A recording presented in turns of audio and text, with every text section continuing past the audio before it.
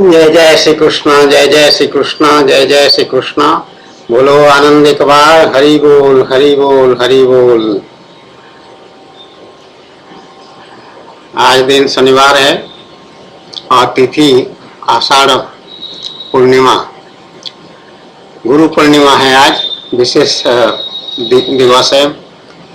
गुरु पूर्णिमा का जितने भी शिष्य होते हैं सब अपने गुरुदेव की पूजा करते हैं। गुरुदेव की व्यवस्था भगवान स्वयं करते हैं, करा देते हैं। और भगवान भागवत महापुराण में एक स्थान पर ये कहे हैं कि गुरु स्वयं मेरा स्वरूप है। तो गुरु की महिमा भगवान बढ़ाए हैं।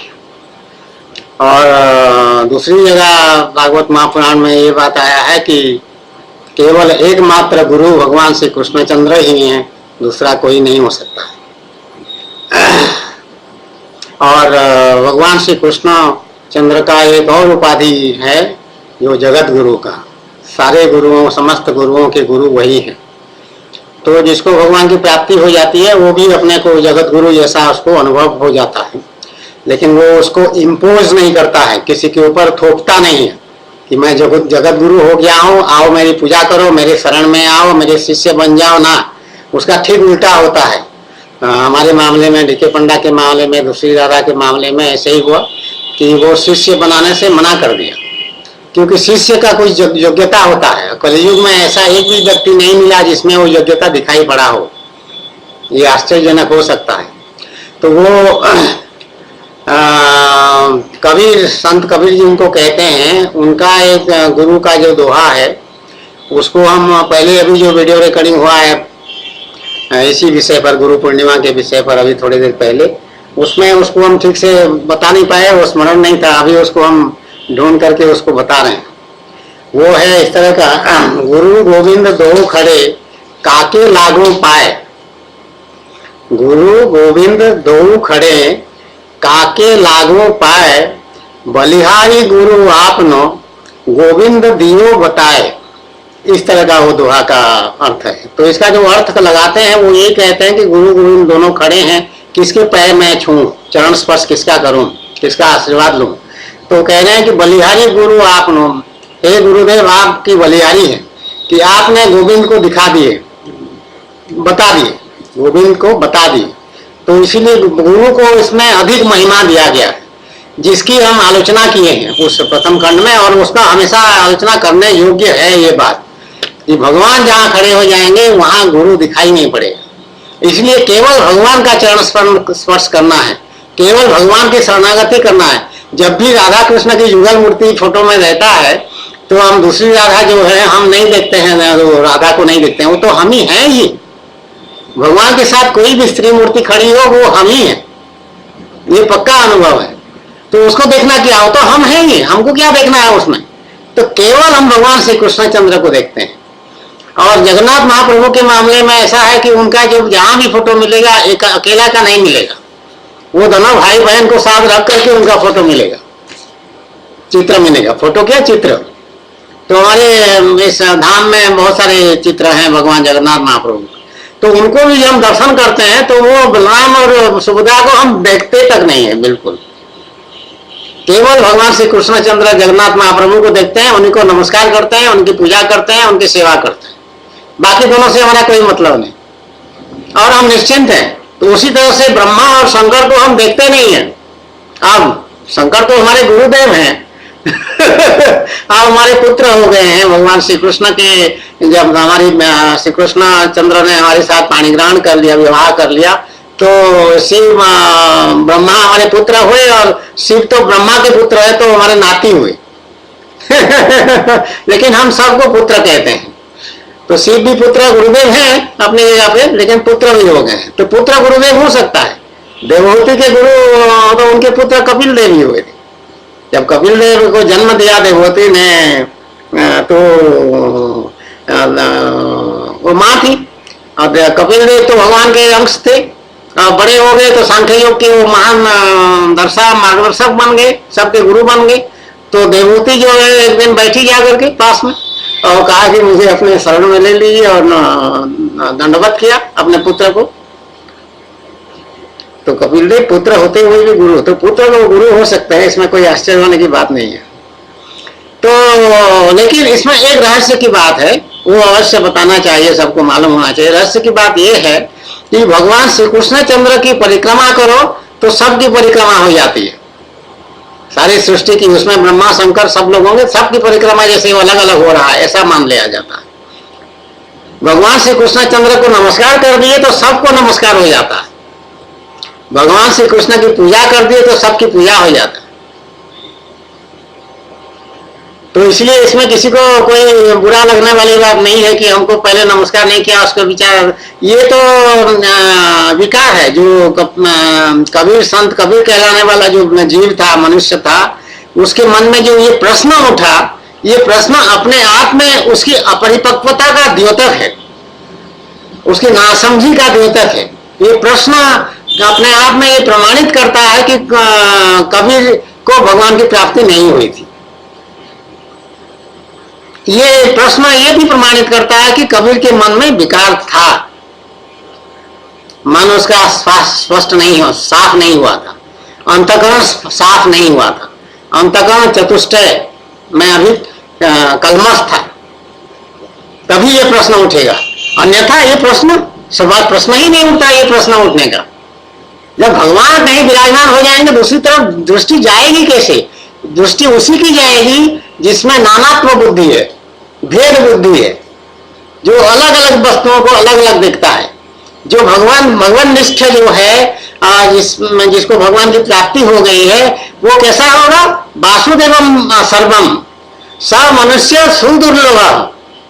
7वें अध्याय 19वां श्लोक भगवद गीता कि वासुदेवम सर्वम मतलब सब जगह भगवान का जो दर्शन करता है, भगवान को ही देखता है, ऐसा मनुष्य दुर्लभ है।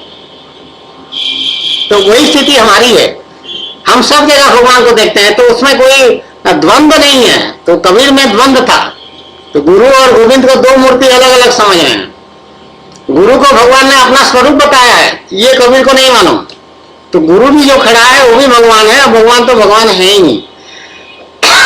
बगल में कोई आके बच्चा खड़ा हो जाए तो वो भी भगवान है। वासुदेवम सर्वम की दृष्टि जिसकी है हम वैसे ही देखेंगे। और बगल में अगर राधा खड़ी है तो वो भी भगवान जैसे हो जाएगी, और भगवान में उसमें भी हम भगवान को ही देखेंगे। तो इसलिए केवल भगवान को देखेंगे और दूसरे किसी को देखेंगे नहीं। तो इसलिए बलिहारी गुरु का प्रश्न ही नहीं उठता। हरे कृष्ण हरे कृष्ण हरे कृष्ण। ये गुरु तत्व का रहस्य है, यही सही स्थिति है। गुरु भगवान श्री कृष्णचंद्र ही सही गुरु हैं, अकेले वही हैं। मनमना भव मद्याजी माम नमस्कुरु मदाश्रय मामेकम शरणम व्रज, ये सब नियम उन्हीं के। अकेले एकनिष्ठ होना पड़ेगा। कोई भी साधक को अपने साधना सिद्ध करने के लिए अकेले होना पड़ेगा। वो इधर इस तरफ अंधेरा पड़ रहा है, कोई बात नहीं, हमारा लाइटिंग का ऐसी व्यवस्था है यहाँ पर। तो ये गुरु पूर्णिमा के अवसर गुरुदेव का स्मरण करना, गुरु तत्व को समझना, और जहाँ आडंबर हुआ, जहाँ पे दान दक्षिणा आना जाना लगातार और रौनक लगी हुई है बोल के वो हजारों लाखों की संख्या में हो, जहाँ धन संपत्ति का बहुत आना जाना हो रहा है, वहाँ भगवान नहीं टिकते, रहते ही नहीं है। क्योंकि उसका आकर्षण धन के प्रति है, वो धन की व्यवस्था करके भगवान अंतर्धान वहां से चले जाते मतलब अप्रकट हो जाते हैं। रहते तो सब जगह है भगवान, लेकिन अप्रकट हो जाएंगे, प्रकट नहीं होंगे, लाभ नहीं होगा। क्योंकि उसमें अधिक ध्यान धन संपत्ति संसार की तरफ है, माया मोह की तरफ। तो इसलिए गुरु पूर्णिमा के अवसर पर केवल भगवान श्री कृष्णचंद्र को ही गुरु मानो और उन्हीं के शरण में रह के आध्यात्मिक साधना करो, तो कल्याण, निश्चित रूप से कल्याण। भगवान तो गारंटी दे रखे हैं, भगवद गीता में जगह जगह भगवान पूर्ण आश्वासन दिए हैं कि निश्चित रूप से तुमको भगवान की प्राप्ति हो जाएगी ऐसे करोगे तो। लेकिन निष्ठा श्रद्धा वो सब जो है 100%, उसमें कमी हो जाएगी तो फिर तुम भगवान को दोष मत देना कि उन्होंने कहा था फिर भगवान की प्राप्ति कैसे नहीं हुई। जय जय श्री कृष्ण। एक अभी बात याद आ गया, एक स्त्री है अमेरिका की जिसने पुस्तक लिखा है, क्या उसका नाम है, बहुत sex lies and two Indian gurus ऐसा करके लिखा है। और 2 इंडियन गुरुज जिनके बारे में लिखा है वो है कृपालु महाराज जो मनगढ़ वाले यहाँ के इलाहाबाद के पास में, और दूसरे है प्रकाशानंद उनका शिष्य, उनका चेला, जो सजा याफ्ता है अमेरिका में। प्रकाशानंद 120 या 128 180 साल, कितने साल का सजा मिला है कुल मिला करके। वो अमेरिका में इनका जो आश्रम है, पहले बरसाना धाम कहते थे, किसी जगह है, बहुत बड़ा है ऐसा सुना है। और वहाँ वो था, वहाँ पे बहुत लड़कियों के साथ उसने दुराचार किया। बाद में मुकदमा चला कोर्ट में और कोर्ट में सजा हुआ, वो मेक्सिको भाग गए ऐसा उसमें लिखा हुआ है पुस्तक। तो पहले भी पढ़ा था इसके बारे में। और कृपालु जो है इनके ऊपर बार बार आरोप लगा है स्त्रियों को लेकर के बलात्कार करने का। त्रिनिदाद गए थे या केन्या कहाँ गए थे, वहाँ इनका पासपोर्ट जब्त कर लिए थे, एयरपोर्ट से अरेस्ट करके ले गए थे कोई लड़की के साथ दुराचार करने के आरोप में। और नागपुर में पहले शुरू में हुआ था, बाकी यहाँ आरोप लगता रहता था इस तरह के बार बार। तो उनके दोनों के बारे में उसने एक पुस्तक लिखा। तो उसमें वो बेचारी ने ये लिखा है कि इनके साथ वो 15 वर्षों तक इनके आश्रम में रही है, और कह रही है कि मैं इनके पास इसलिए गई थी क्योंकि मैं उसमें मानसिक स्थिति में बहुत ठीक नहीं था और मैं बहुत परेशान थी। तो मैं आई वॉज सीकिंग गॉड, और मैं भगवान की God, I went there for God realization. लेकिन वहां पे भी बहुत विलंब से मुझे ये मालूम हुआ कि इनका हरकतें जो हैं इस तरह की है, खाली और लड़कियों से इनका शारीरिक संबंध करना, बाकी सब इनका ढोंग है, आडंबर है और झूठा है, फरेब है, मिथ्या है। तो वो सब जब मालूम हुआ तो फिर मेरे मन में ये विचार आया कि मैं इसको छुपा नहीं सकती, इसको मैं सबको बताऊंगी। I will not keep their secrets, इस तरह से कही है वो। तो भगवान की प्राप्ति का उद्देश्य लेकर के वो गई है गुरु समझ करके इनके पास, और वहां से निराशा उसके हाथ लगा है। और फिर केवल निराशा नहीं बल्कि विद्रोह हुआ है। विद्रोह होने के बाद वो पुस्तक लिखा है और उसमें उनकी बातों को पर्दाफाश किया है। तो ये गति मनुष्य की, देखो भगवान की प्राप्ति की लालसा है, गॉड रियलाइजेशन की बात कह रही है, लेकिन हुआ क्या अलग, क्योंकि वो आश्रय जिसका लिया है वो आश्रय में खोट है। तो तुम्हारा भगवान कह रहे हैं मदाश्रय, मेरे शरण में आ, मामेकम शरणम भज, केवल मेरे शरण में आ जाओ। तो भगवान के शरण में क्यों नहीं जाते, क्यों किसी मनुष्य के शरण में जाते हो? अच्छे गुरु को तो सिर्फ साधक तो नहीं ढूंढ सकता अपनी शक्ति से। साधक में अगर ऐसी शक्ति होती या कौन अच्छा गुरु कौन खराब गुरु है, तो फिर उस गुरु की जरूरत नहीं है, उसको आवश्यकता ही खत्म हो, समाप्त हो जाती। और योग्यता अगर आ जाए उसमें, योग्यता उसमें नहीं है, बेचारा अभी तलाश कर रहा है, अभी टटोल रहा है, कहाँ पकड़ूं, किसको पकड़ूं, कैसे सोच रहा। तो डीके पंडा भी ऋषिकेश में जगह जगह आश्रमों में जाता था। डिवाइन लाइफ सोसाइटी है और क्या क्या है वहां पे, बहुत सारे। ये क्या नाम उनका, रामसुखदास जी का भी, गीता प्रेस वालों का भी आश्रम है, स्वर्ग आश्रम में है। सब जगह गया है, माथा टेका है लोगों के सामने। कृष्णानंद और क्या क्या लोग थे वहां पे डिवाइन लाइफ सोसाइटी। तो सब कोई फल दे देता था। डिवाइन लाइफ सोसाइटी वाले बहुत सारी पुस्तकें दे दिए थे उसको पढ़ने के लिए। तो वहां कोई गुरु के शरण में वो तो गया नहीं, वहां से जा करके दर्शन किए, उनका जो भी आशीर्वाद, उनको कोई शिक्षा तो कोई दिया ही नहीं, कोई बैठा करके कोई उपदेश बिल्कुल नहीं दिया। और वो जो भी फल देते थे उसको श्रद्धा से ले लेता था, खा लेता था। जो पुस्तक दिए तो उसको लेकर के बढ़िया ध्यान लगा के पढ़ता था। पुस्तक पढ़ने में तो ये विशेषज्ञ था, एक्सपर्ट था। तो पुस्तक पढ़ना उसको बहुत अच्छा लगता था। तो आध्यात्मिक पुस्तक में उसमें रुचि हो गया, बहुत ज्यादा लगाव हो गया। उसी से भगवान जो शास्त्र है, इसको कहते हैं क्या, शब्द को कहते हैं शब्द ब्रह्म। शब्द में ब्रह्म का निवास है, भगवान है शब्द में। हमारा शब्द का कंसेप्ट ऐसा नहीं है कि जैसे विदेशी लोग सोचते हैं कि ये मेयर अल्फाबेट्स हैं, ऐसा नहीं। हम लोग ऐसा नहीं समझते हैं कि केवल अक्षर है। हमारा अल्फाबेट्स को हम अक्षर कहते हैं। अक्षर मतलब जो क्षर नहीं होने वाला। कितनी बड़ी बात है, बहुत बड़ा कंसेप्ट है, इसमें बहुत बड़ा रहस्य है अक्षर में।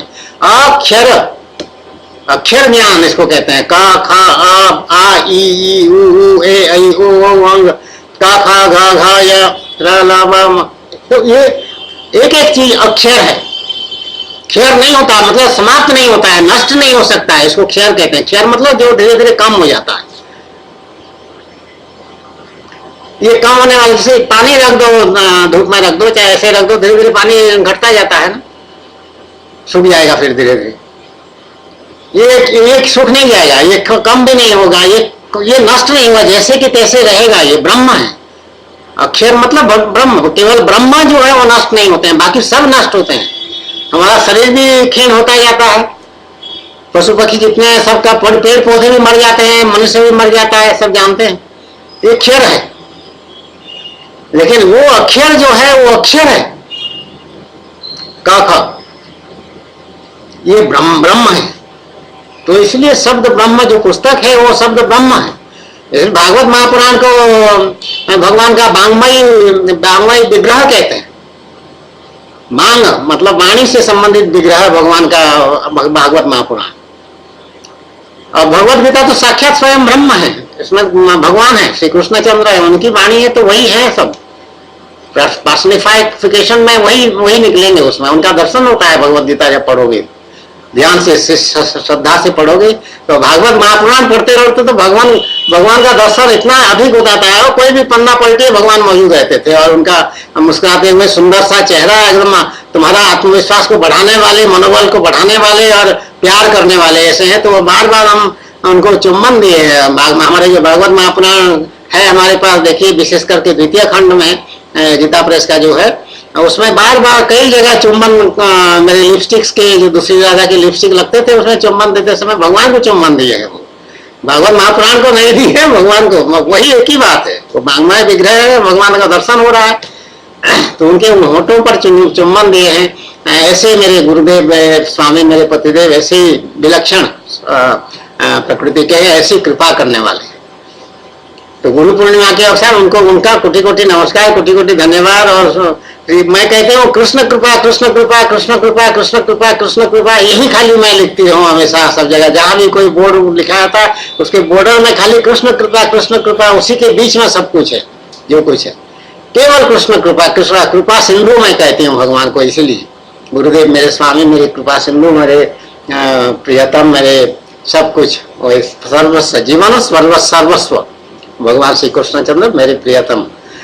तो उनको कोटि कोटि नमस्कार, कोटि कोटि धन्यवाद। सबका गुरु पूर्णिमा के अवसर सबका कल्याण हो।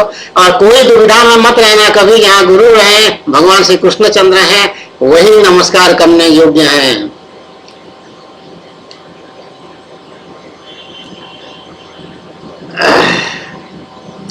त्वमक्षरं परमं वेदितव्यम्, त्वमस्य विश्वस्य परं निधानम्, त्वमव्यय शाश्वत धर्मगुप्ता, सनातन त्वं पुरुषो मतो मे।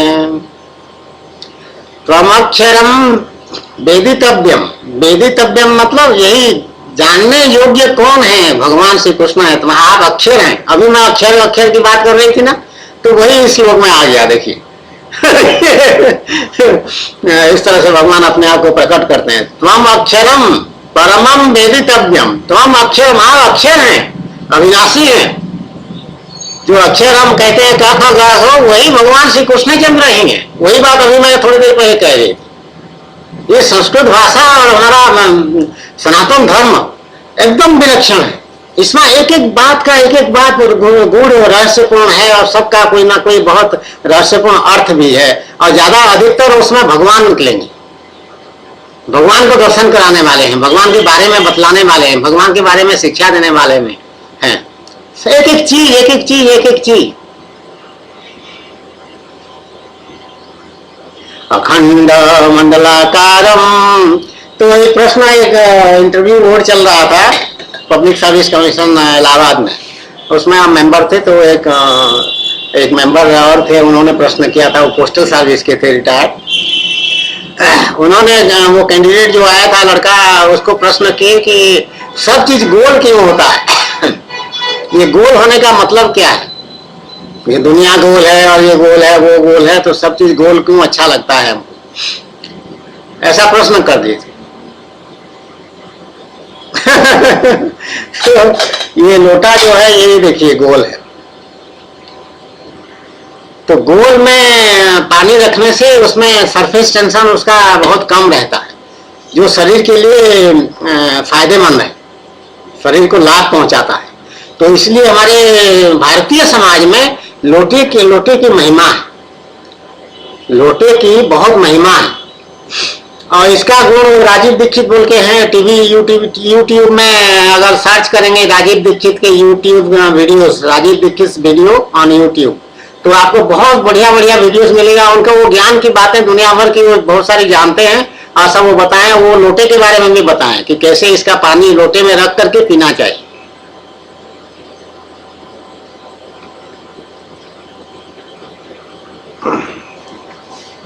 इससे पीने से दिखाई पड़ेगा।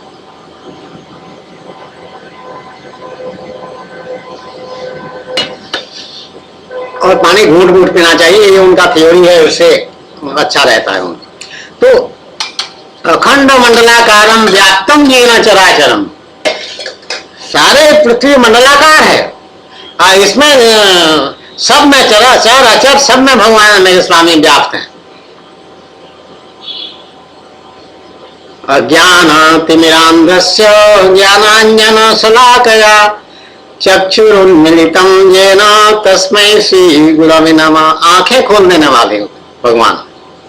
तो ये मनुष्य गुरु के लिए कैसे कह सकते हो कि अखंड मंडलाकारम व्याप्तम येन चराचरम, वो तो शरीर बुद्धि में है, एक जगह है, वो कहाँ व्याप्त है इधर उधर, भगवान की प्राप्ति हुई नहीं है, ऐसे ही भटक रहा है और पैसा कमा रहा है, और कोई लड़की उड़की वाला काम उसको करना है तो वो भी कर ले रहा है बीच में, साइड फायदा।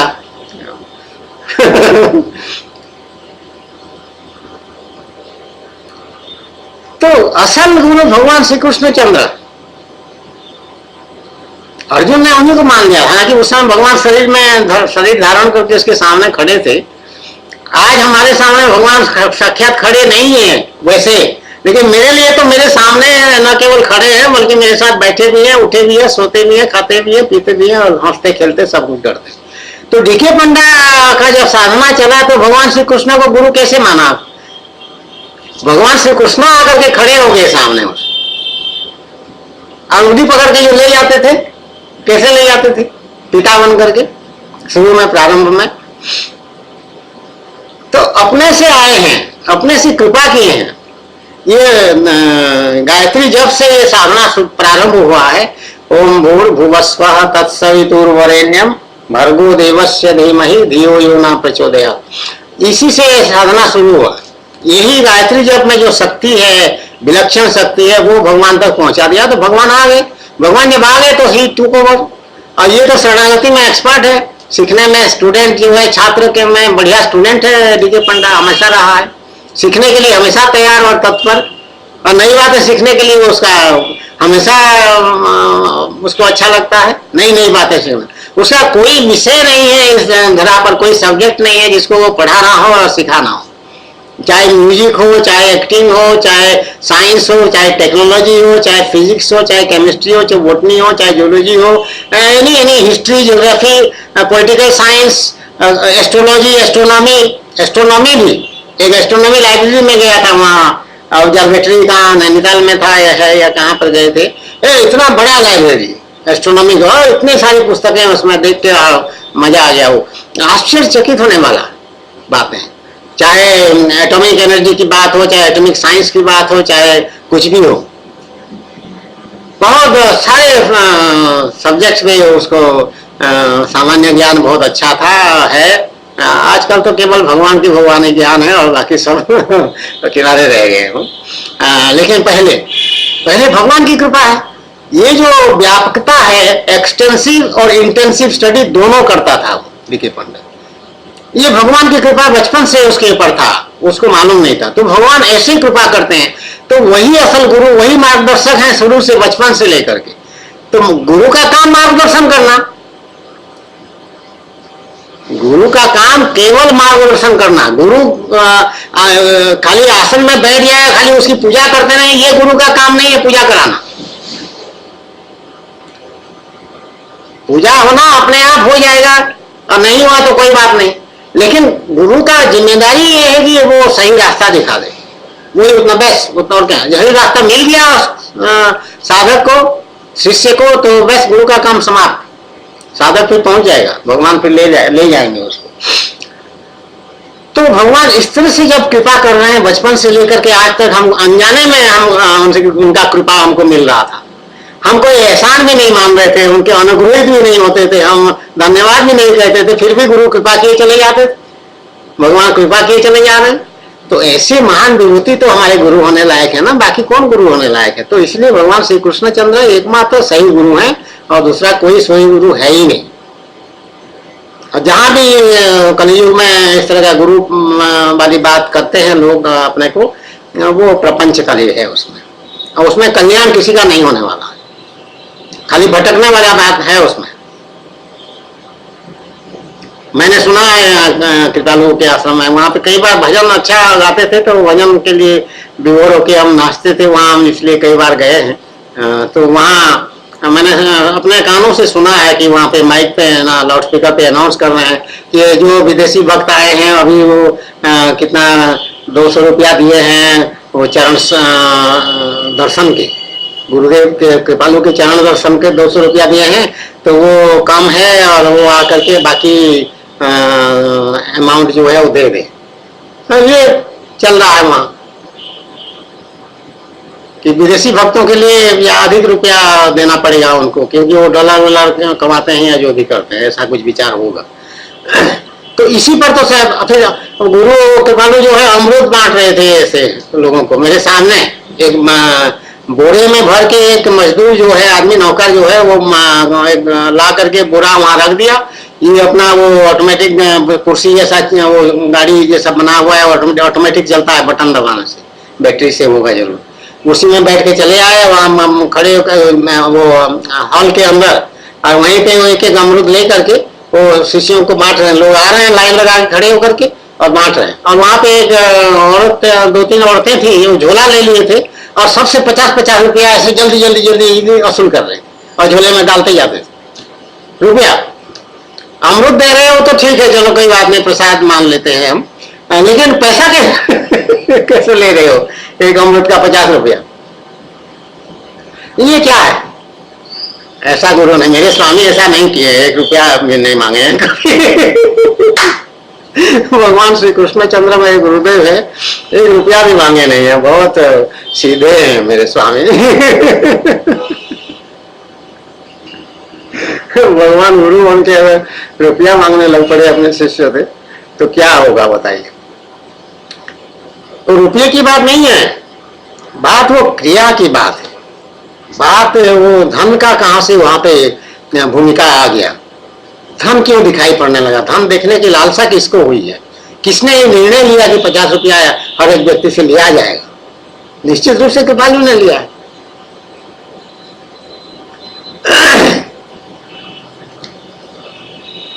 तो धन के प्रति लोग बहुत ज्यादा, सभी लोगों में, ज्यादातर लोगों में। और धन 13वें या 23वें अध्याय है, तितिक्षु ब्राह्मण की कथा है 11वें स्कंद में भागवत महापुराण में, उसमें लिखा है धन के 15 दुर्गुण आते हैं धन के साथ। तो चलिए जो भी है, भगवान सबका कल्याण करे, और जो भी जो हरकतें कर रहे हैं उसका फल तो उनको मिलेगा ही मिलेगा। हमारा काम है खाली भगवान हमारे मुंह से कहते हैं कि सबको सावधान करा दें और सबका कल्याण की कामना कर ले, सबका कल्याण हो, इसी भाव से ये बातें सब कही गई हैं। जिसको पसंद ना आए ना सुनना, जिसको पसंद आए सुनना और देखना, अपने जीवन में उतारने का चेष्टा करना, नहीं तो भूल जाना। जय जय श्री कृष्ण, जय जय श्री कृष्ण, जय जय श्री कृष्ण। बोलो आनंद एक बार, हरि बोल हरि बोल हरि बोल।